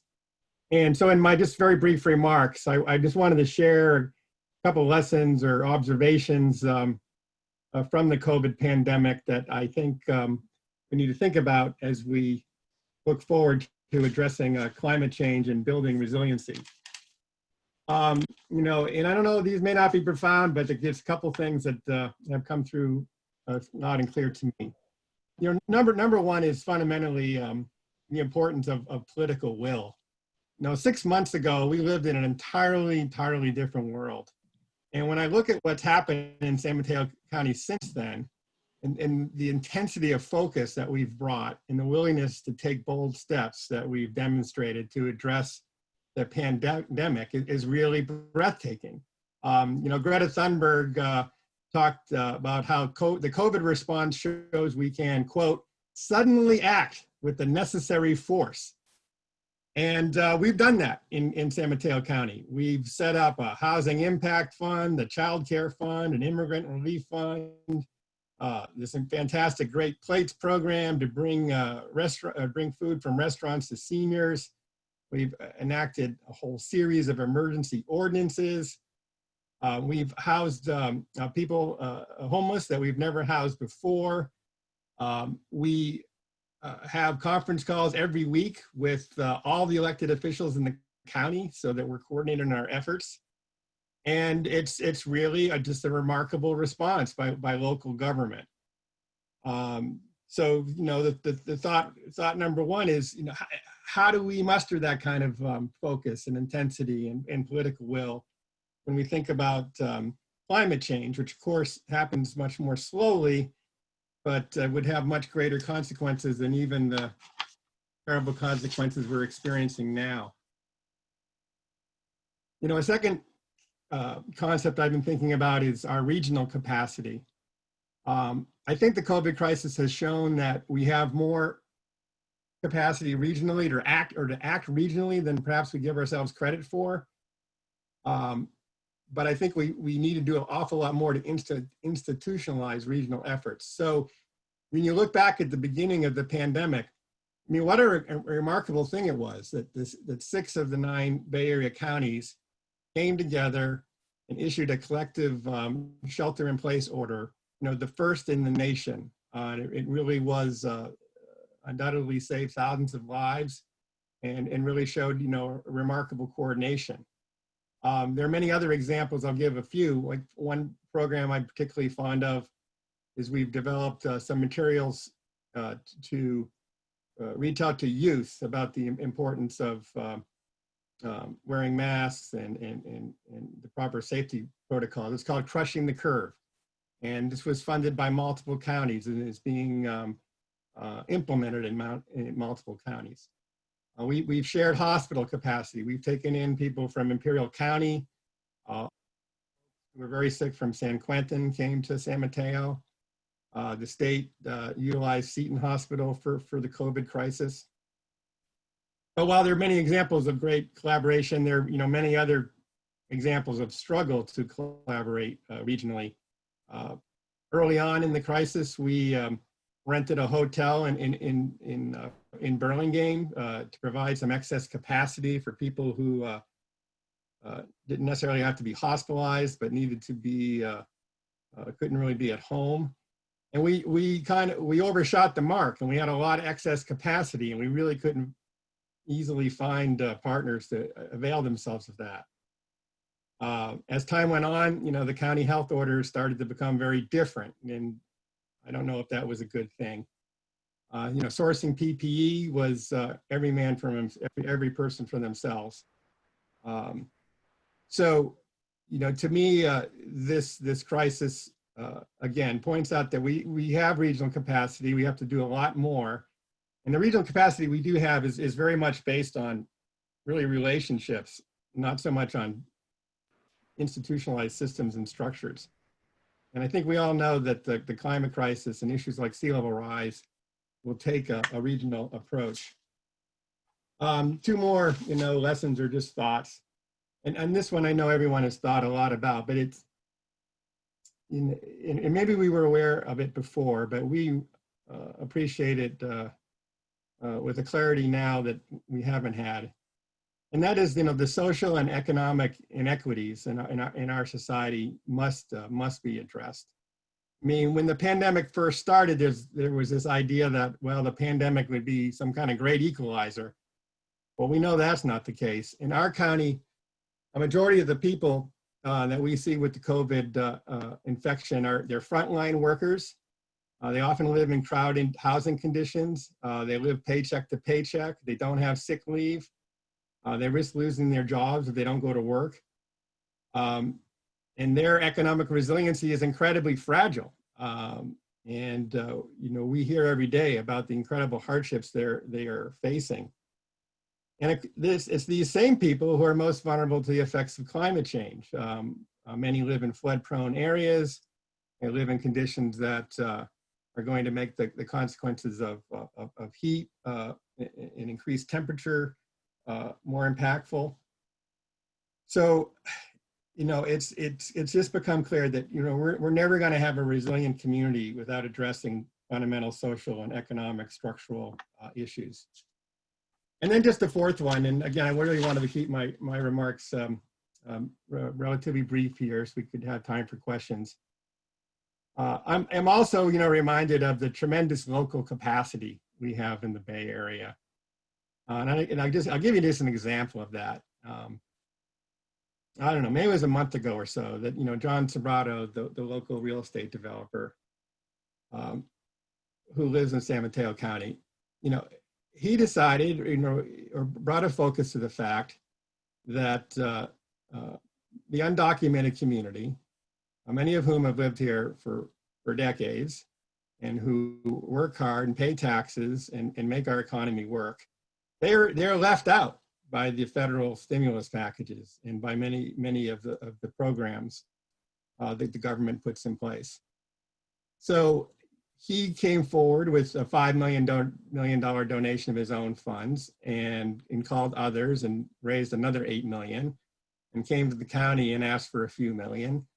And in short order, we developed a really robust program to lend a hand to a segment of the community that is really the most impacted. And again, it just reminds me that we live in a really extraordinary place with a lot of extraordinary people, and that makes me confident that collectively we can address the climate change and resiliency challenges in the future. Excellent. Thank you, Dave. It was a good lead off. We're going to transition now to Matt Stein, who's going to cover some of the work that Jupiter Intelligence is a data science, artificial intelligence data science company that's working with communities and large infrastructure interests to do a better job of downscaling climate relevant information for risk assessment and planning purposes. So Matt, go ahead, take it away. Yeah, thanks so much, Jim. I wanted to give everyone just a taste of some of the advances in science and technology that are essentially making climate data more actionable, both for private companies but also the public sector. So the way I'd like to do that is just show you 3 examples of how organizations, public sector is using climate data, just to give you a flavor. Next slide, please. So, Jim mentioned the term downscaling, and I'm not sure if everyone is familiar with that term. If you think about the raw output of a global climate model, of which there are, about 20 global climate models around the world, they tend to be on about a degree, latitude and longitude, which depending on where on the globe you are is about 100 kilometers squared. The idea of making that climate data smaller and smaller, essentially smaller and smaller grid cells, to the point where you've got a cell or a very localized view of climate at a facility, at a town, at a city, at a county level. That's the idea here. And there's a lot of interesting advances that my company as well as others are working on at the moment. So what you're looking at here, this is just an example of we've got about 14,000 1,000, you see the upper right number, locations, right, around the globe. And there's an annual value of $1.1 trillion in this particular portfolio. This happens to be a portfolio of hotels around the globe. Why this is interesting is because we can look, as you can see in the upper left, 2020, 2030, 2040, we can march out over time and understand which of those hotels is subject to extreme heat, as an example, which is subject to extreme flooding, which is subject to extreme fire risk over time. And as you advance over the years, you can really understand what part of the portfolio, what specific locations are more susceptible to those kinds of risks. So again, this is just an example at a very macro level of how companies and to some extent governments are using this kind of data. Next slide. Let's sort of click it down a level. Now you're looking at the city of Houston. What you're looking at is what we call a dynamical downscaled model of climatology. In this case, we're looking at flood depths. Okay, so if you look at the upper right of this map, you'll notice the colors reflect different flood depths in a specific type of extreme storm. In this case, you happen to be looking at a 1% event in the year 2030. At a high sea level rise. So keeping in mind that hurricanes, as the sea level rise, can push water further ashore, causing deeper levels of flooding. So there's a lot you can do with an analysis like this. I'll show you on the next slide, please. You can overlay various data sets, right? So for example, this is a transmission grid and all of the dots are substations. So you can imagine how an electric utility would find data like this very interesting. You can start to slice and dice your portfolio of substations and understand at certain thresholds of depth, that substation becomes at risk for the network stability and obviously for critical customers that depend on that particular substation. So this is an example of the type of work that we've done with various electric utilities. You could also do this kind of work, obviously, with water utilities and so forth. And then the last use case I'd like to show you, if you click to the next slide, is at a facility level, right? So here's an example of, highly zoomed in downscaled climatology data, right? Again, we're looking at the same scenario. We're looking at a 1% flooding event in the year 2030, so 10 years from now, this time at a low sea level rise. But if you just look at the graph that we're seeing right here, this is actually reflective of one specific point on that facility and how that flood depth is changing with 3 different sea level rise scenarios out over time. Now, we work with clients that have hundreds of these dots and these maps sort of mapped out on their facility. The use case here and why this is helpful to both private and public sector clients is that they're thinking about how much of my capital budget should I set aside this year, 3 years from now, 5 years from now, to make sure that my facilities are economically viable into the future. So hopefully that gives you a sense of how companies are using climate data. I know we focus a lot on flood, but the same sort of analysis can be run with any of those other perils, fire, wind, heat, and so forth. Excellent. Thanks, Matt. It's a good foundation for some further discussion with the other, as we move into the question Q&A. So next up is Heather Rock. She's a climate resilience chief with Pacific Gas and Electric, and she's going to talk about, obviously, all of us in the Bay Area are critically dependent on the electric infrastructure, especially with work from home and COVID now. And so Heather is working on the issues of long-term planning for PG&E's infrastructure and operations. And so she's here to tell us a little bit about what PG&E is thinking in terms of long-term climate resilience. Great. Thank you so much, Jim, and really excited to be here on today's panel and talk a little bit about the work that we're doing here at PG&E. And it's a nice segue from what Matt just set the stage in terms of how do you take that data that's downscaled from these global climate models and start to make decisions about that, whether it might be about your assets, your operations, your services, how your employees might be affected, or how the communities in which a company like PG&E operates in will be affected as we increasingly see the physical risks of climate change. So the way that we think about climate resilience in PG&E really rests on three main pillars. The first is internally facing.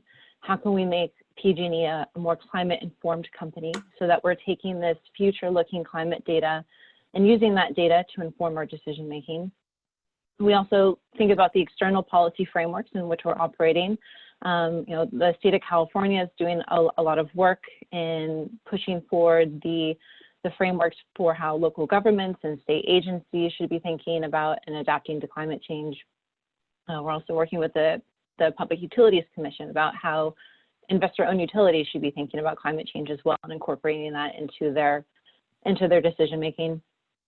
And that third pillar is community. And we really believe that we play a really important role in working with our local partners in the communities in which we serve, and have a role to play in ensuring that they're thinking about and have the capabilities and funding to be thinking about resilience as well. And we have a number of grant programs such as the Better Together Resilient Community Program and the California Resilience Challenge Program as well, that has been issuing grants across the state to communities and other stakeholders that are interested in improving climate resilience. I'll talk a little bit about the internal framework because I think that'll play really nicely on what Matt set forward prior. And the way that we're thinking about it is, we want to take a proactive stance. We're seeing that the conditions under which we operate are changing, and we know that they will continue to change due to climate change. And so what we want to do is take climate data and those downscaled climate models and the information that we can see in terms of the future of heat, of sea level rise, of inland storms, extreme storms, and flooding, wildfire, subsidence, and drought, and think about what that means for our assets over their entire asset life so that they can function not only in the current conditions of today, but also in the future conditions that they will be operating in. We know that we'll have to think about our operations and our services. We'll have to think about how climate change will affect our employees. As we see that the inland areas of our service territory get hotter, that will change the way that that our employees work and the time frames in which they can work. And we're thinking about integrating this data in all sorts of decisions, our asset management decisions in terms of prioritizing which assets and where they are located and how they should be upgraded or expanded or changed to account for these future climate conditions. We're working with the teams of engineers to set the design standards for all of these assets so that they are designing and thinking about these future heat conditions, these future sea level rise conditions, so that the assets that they design will be able to withstand them. And we're thinking about how, of course, this will all interact with the communities in which we operate, particularly those disadvantaged and vulnerable communities.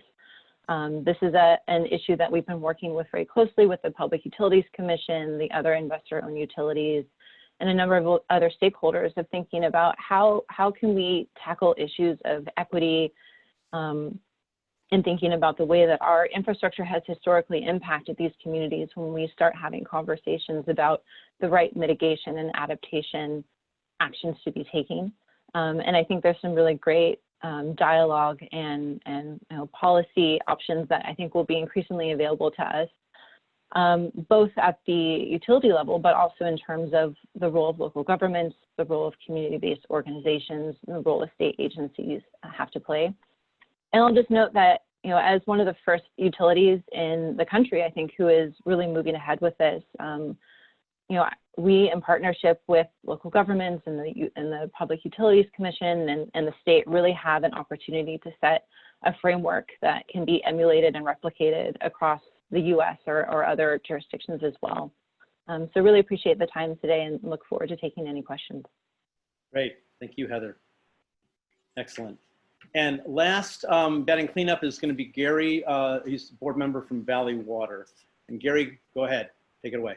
Hey, thank you, Jim. Thank you, other panelists. Thank you, Silicon Valley Leadership Group, and everyone for attending on their Friday. you know, this issue around resiliency is critical at the, you know, when we think of critical infrastructure, you know, if you have a public PSPS, you're irritated, your power goes out for a couple hours. But if your water supply goes down for a day or so, people will have pitchforks at each other. So we have to look at resiliency at the water district on a 50 to 100 year time horizon of planning.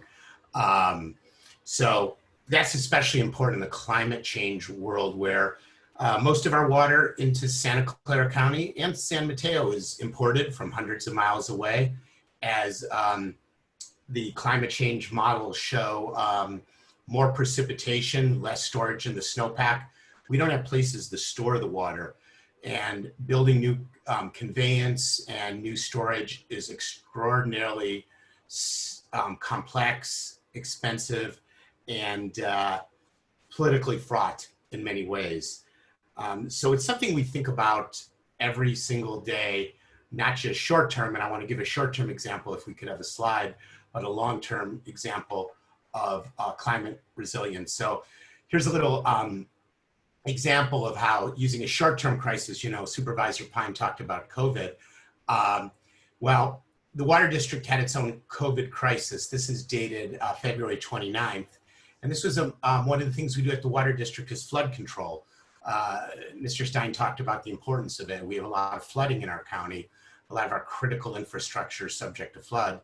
Well, we had a ribbon cutting for one of our flood control projects in Mountain View, but what you can't see here is off to the left, there was an employee of ours who 4 days later ended up in intensive care with COVID-19, exposing all of the operational folks, elected officials, and others at probably the most, we all think we're critical, but a pretty critical infrastructure, your water supply. So it was something that kind of forced us to look at how do we keep short-term and long-term resiliency? Like, for example, being sure we had enough people to supply gasoline to our generators to keep them in case the power grid failed because workers didn't come in on either the Western Area Power Administration or PG&E, or do we have enough chemicals to run water treatment plants? So it's interesting. We're one utility, among others, I think they all do is think about this, both long-term planning, for example, around climate change, and short-term challenges like COVID, which actually some people do believe is brought by population pressure and other things. So resiliency, as broadly defined, is pretty important to us in the water industry. So here's some of our interconnections. Really tough, but we try to connect as far as we can. For example, if you look in the lower part, we get our water all the way from the Central Valley on one side, and on the top, we get it all the way from the Delta that way. So very complex, not too many points of redundancy. You know, you can have a battery at your house, but there's not a lot of places to store water other than underground, under our feet in the aquifer, and really challenging to do more storage. I mean, for example, we're working on a upgraded reservoir in Pacheco Pass. You see it behind me. First new reservoir in 50 years. The whole water system was built for 10 million people. Now we have 40. We didn't build it for climate change. Now we have significant climate change. So the water industry, especially here, is one that is has a lot of challenges, and resiliency is pretty important for us. So looking forward to discussing this more. Excellent. Thank you, Gary. Well, I want to thank all of our panelists for their opening remarks, and now we're going to dive into the Q&A. I remind everyone, I think there's a couple of questions starting to populate the Q&A. Please do, if you have more questions, populate that. I'll start off with a leading question for our panelists that I wanted to kind of key off some of Dave's comments early about the kind of the unique role of county governments in certain aspects of public healthcare infrastructure and emergency response planning. In particular, and I think this is probably a question, I think, Dave, that I'll direct it to you, but I think Heather and Gary, you might want to chime in as well. It talks about what we're doing in terms of critical facility resiliency planning for water and energy services, and how we're leveraging new technologies to effectuate that and to really mitigate potential supply interruptions when we're facing extreme events, earthquakes, cyber attacks, et cetera. Sure, happy to share a few words on that, particularly on the energy side. You know, we all experienced the public safety power shutoffs and the impact they have. And of course, we're always vulnerable to earthquakes or other disruptions of the power supply.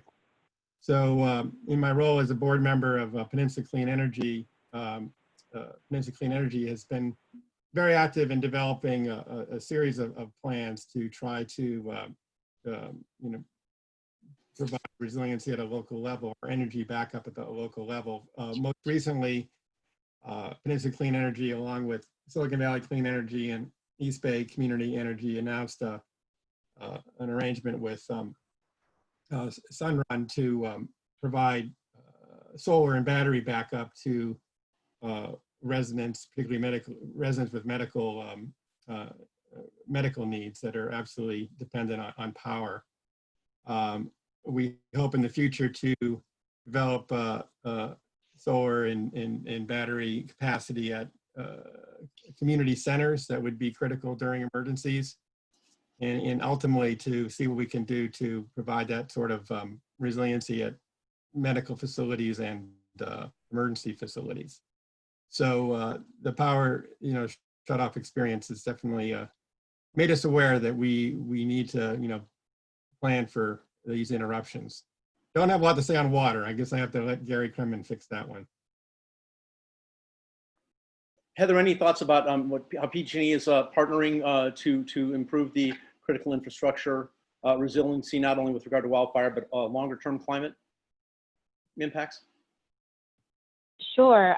You know, PG&E has been undertaking a tremendous amount of work since last year's fire season, with a real emphasis on making PSPS shorter, smaller, and smarter, and also using a lot of new technologies, such as, you know, sectionalizing part of our grid, installing microgrids in areas that where we've determined they'll work well, enhancing our vegetation management, and overall hardening the system. And, you know, I know the company has received a lot of good critical feedback from, you know, other entities that provide critical infrastructure, from the counties and the localities where we work. And I know a lot of thought has been put into process of how we're going to make this easier on our customers and on the communities.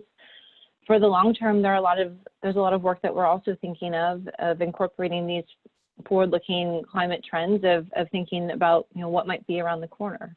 You know, wildfire is clearly a huge issue in our service territory and across California, but we're also thinking about things like the next major flood event that could occur in the Central Valley, or the next major heat wave that could occur. And so we're working on making sure that those types of risks are also being addressed as we think about the future of our electric and gas system.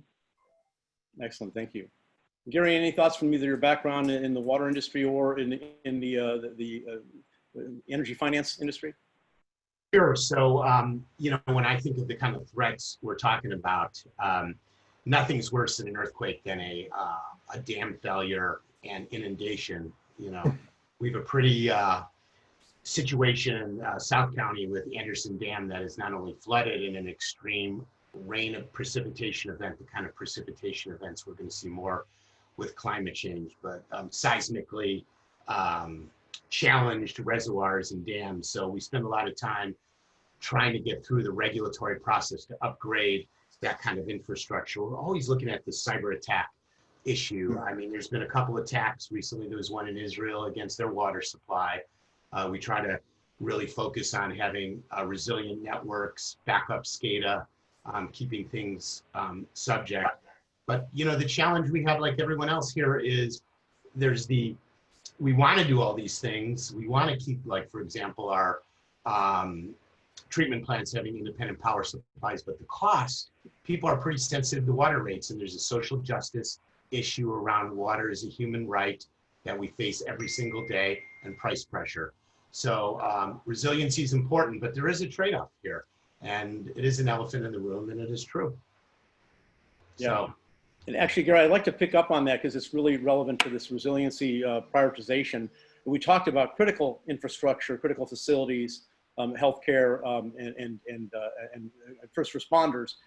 But you know, we've had not only Dave's remarks and many of the panelists' remarks, but also the panel, really excellent panel that we had just before lunch on social equity issues and lessons learned from COVID.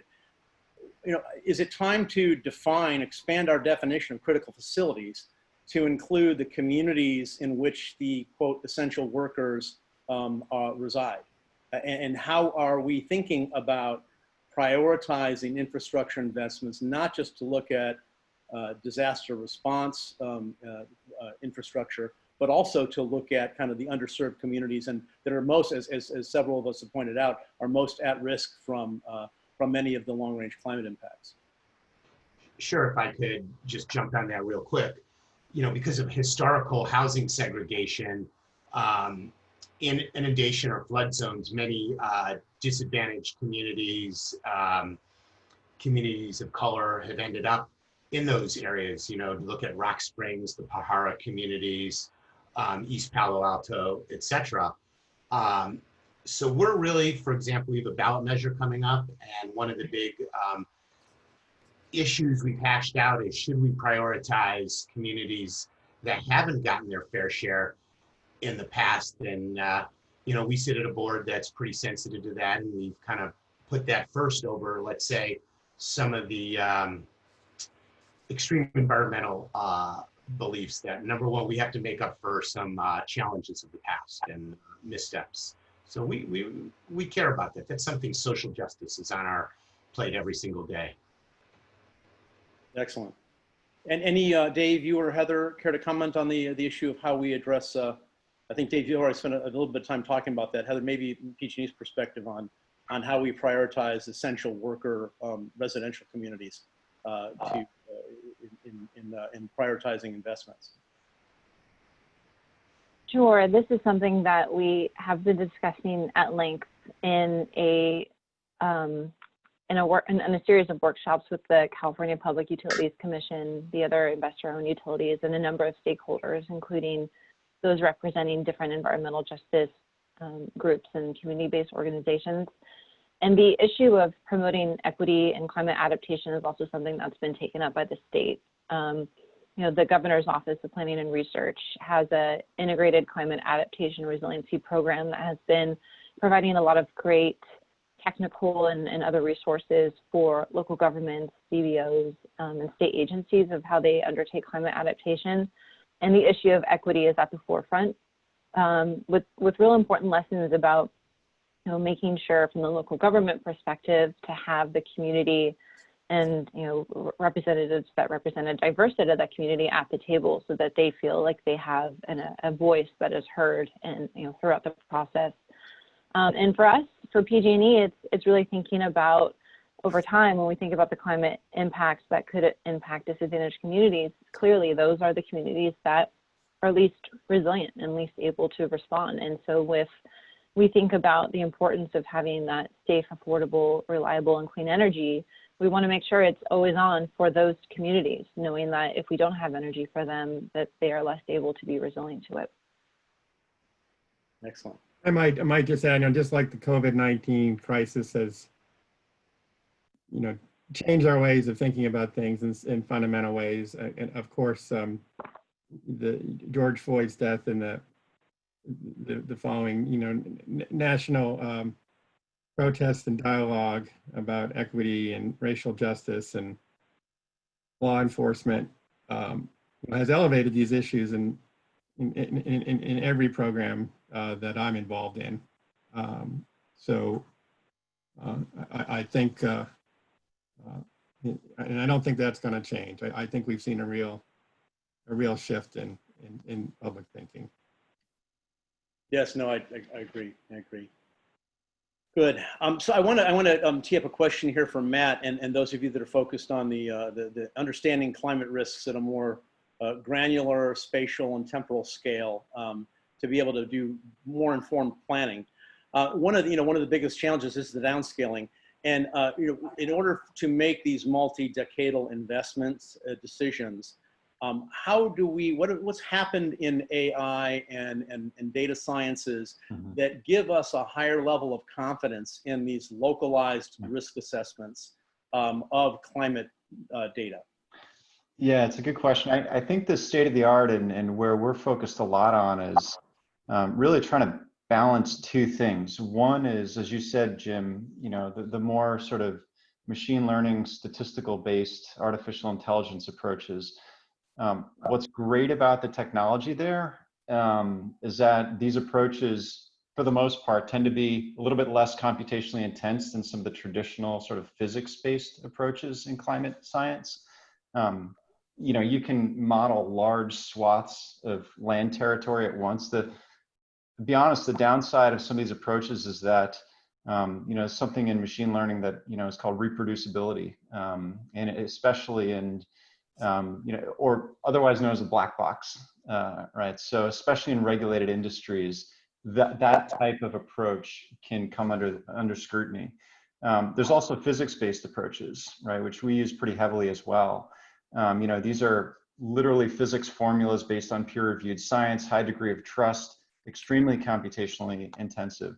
There's a lot of new technologies happening with cloud architectures that enable that to be done much more efficiently. I think the state of the art in the area that sort of we play is how do you use those two together to maintain that level of reproducibility in the models, yet be able to do it at scale where you're running thousands and thousands of simulations, because as a lot of us know, you really need to do that in order to fill in statistically the tails, the extreme events of the models, to understand, what are the probabilities of those extreme events into the future.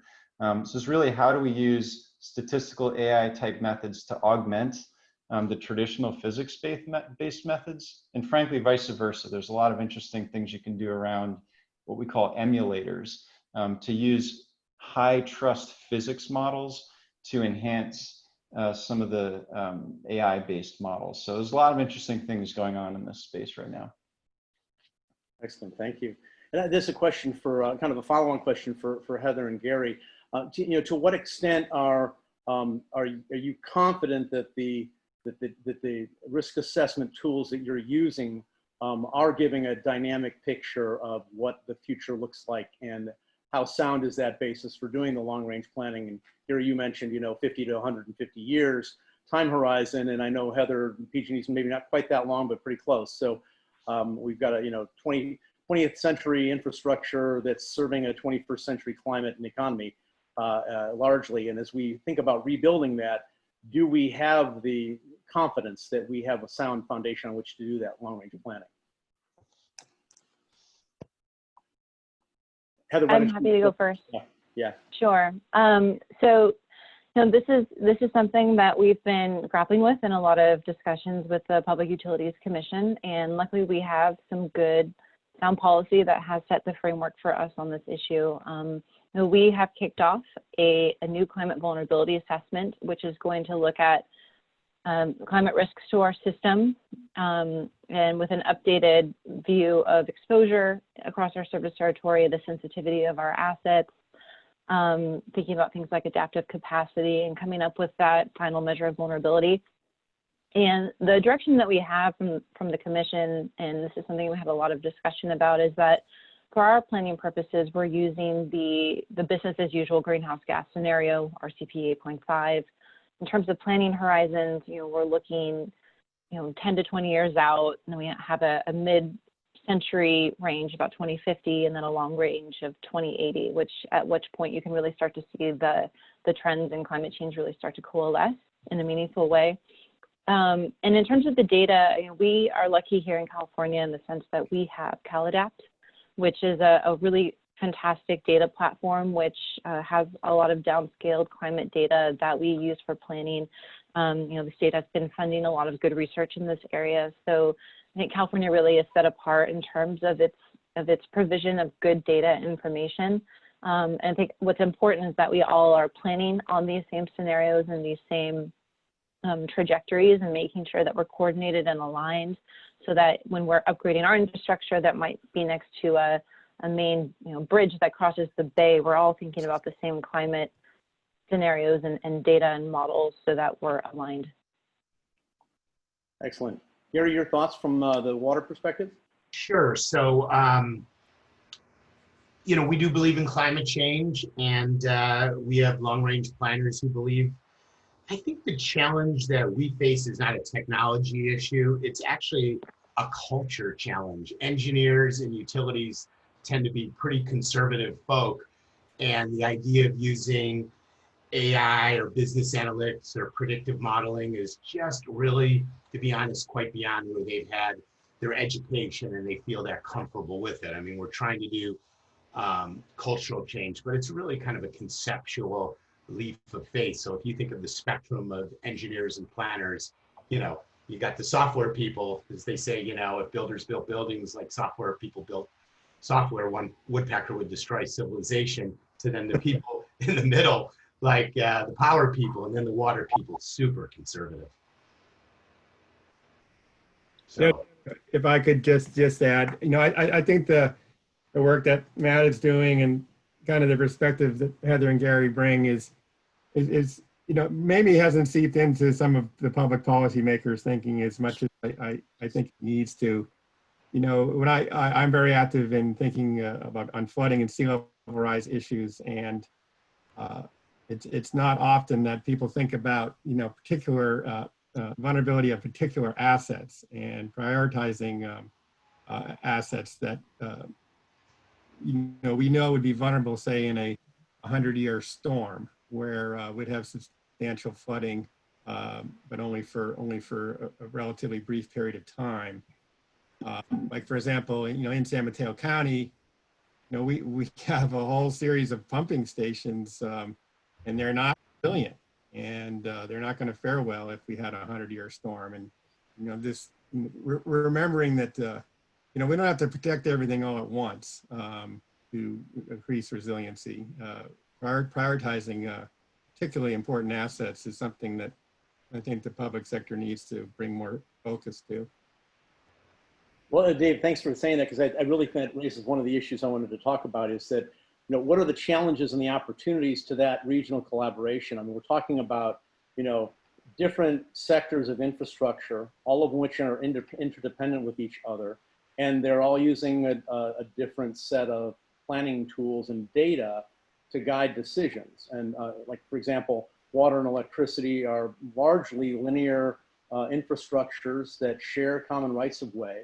And yet we don't see a lot of coordinated planning of what we're doing with those linear rights of way. And many of them are along transportation corridors that are owned by state and managed by state and counties. So what are the impediments to being more holistic in the way we look at these common risks on a geospatial basis and look at individual assets and how they interact and how that integrated view of risk impacts them and their viability, and prioritizing what are essentially, no matter who pays for it, ultimately the public, the consumer, ends up paying for it. So how do we prioritize what we're going to spend money on first and where it's going to go first?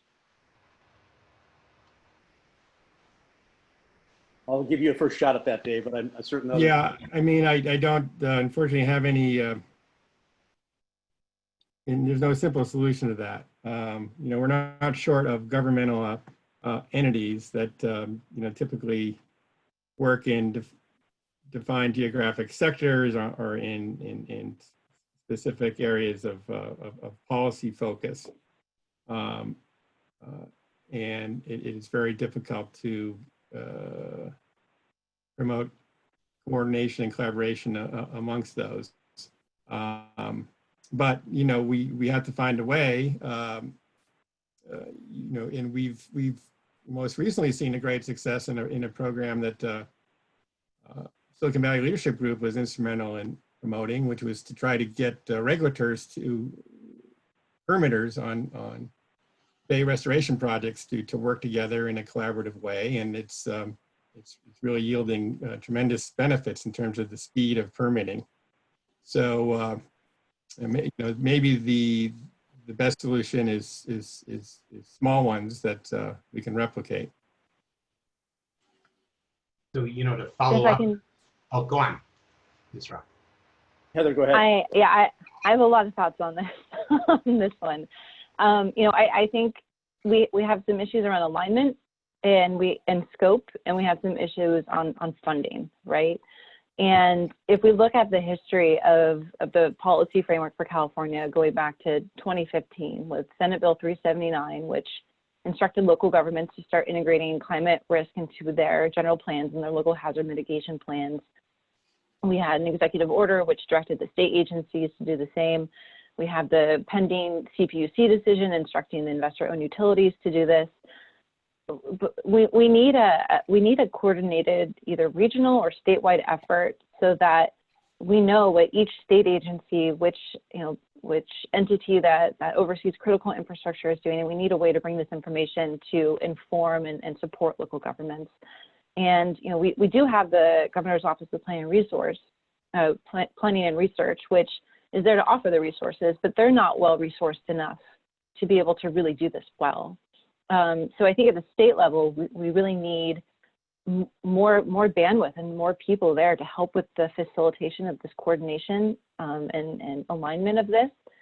And then at the funding level, the fact that we don't have the $4 billion bond measure to fund resilience programs across the state is a huge problem, and it's really short-sighted because who's eventually going to foot this bill of how we are going to think about funding resilience infrastructure, and we don't want to wait until it's too late. And so the issue that comes to mind is then what is the role of the private sector? How do we promote more public-private sector partnerships in collaborating on resilience projects? How do we make sure everyone's aligned and coordinated? And I think these are some big questions that we really are grappling with, but we don't have a great solution to yet. Gary, you had a few thoughts on that. I've got a couple of follow-ons to Heather on that last point, but go ahead. Yeah, clearly, as Supervisor Pine said, complex political entities talking with each other. We both sit on the San Francisco Creek Joint Power Authority, a great example of when things go bad. A flood, 101 closed down for 3 days in 1998. Talk about a cascading set of failures.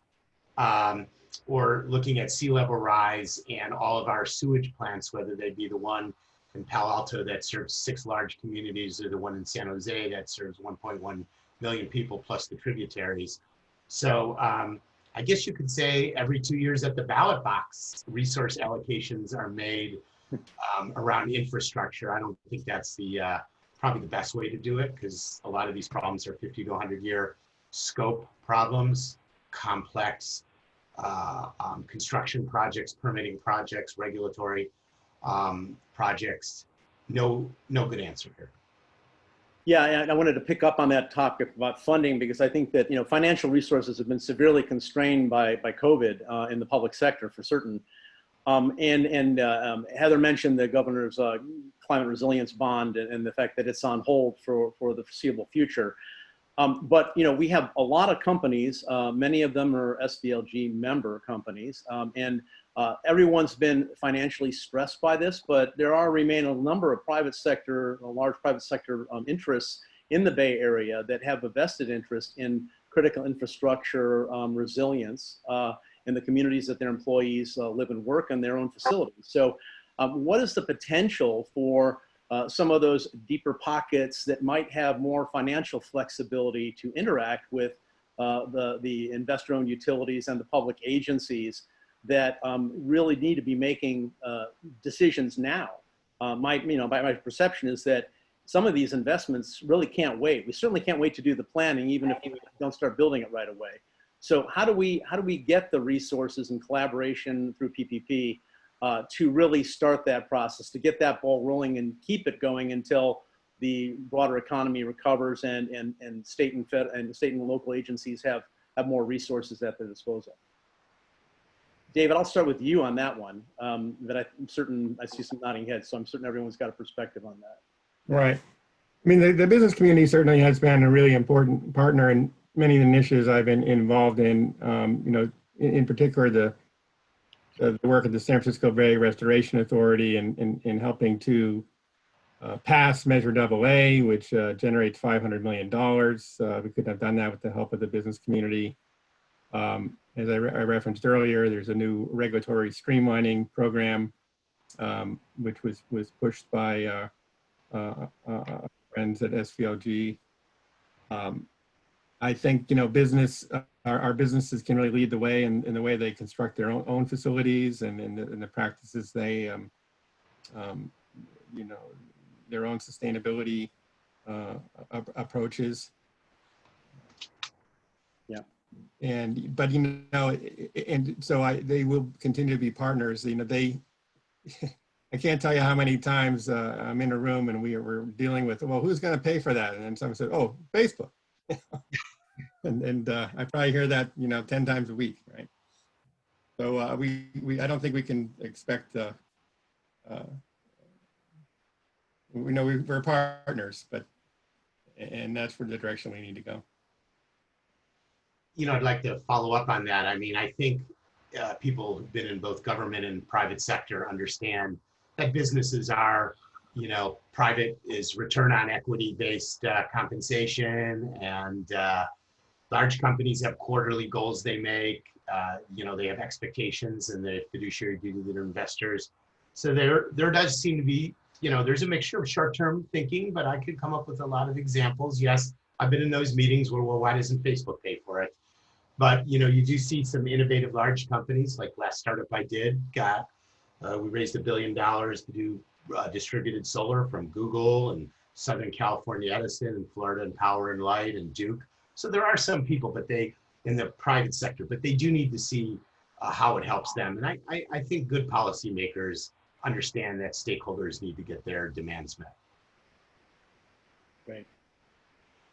Heather, any if I can just, yeah, I mean, what I really hope to see more of is looking beyond just those quarterly returns and the focus on what's in it for me. And I think a great example of that was, you know, the number of private sector participants we had in the California Resilience Challenge, of which Valley Water was also a participant, as well as PG&E. And we just gave over $2 million this year in grants across the state of California for communities to come up with new, innovative, replicable solutions to think about climate resilience. I hope we do it again. I hope we get more private sector involvement.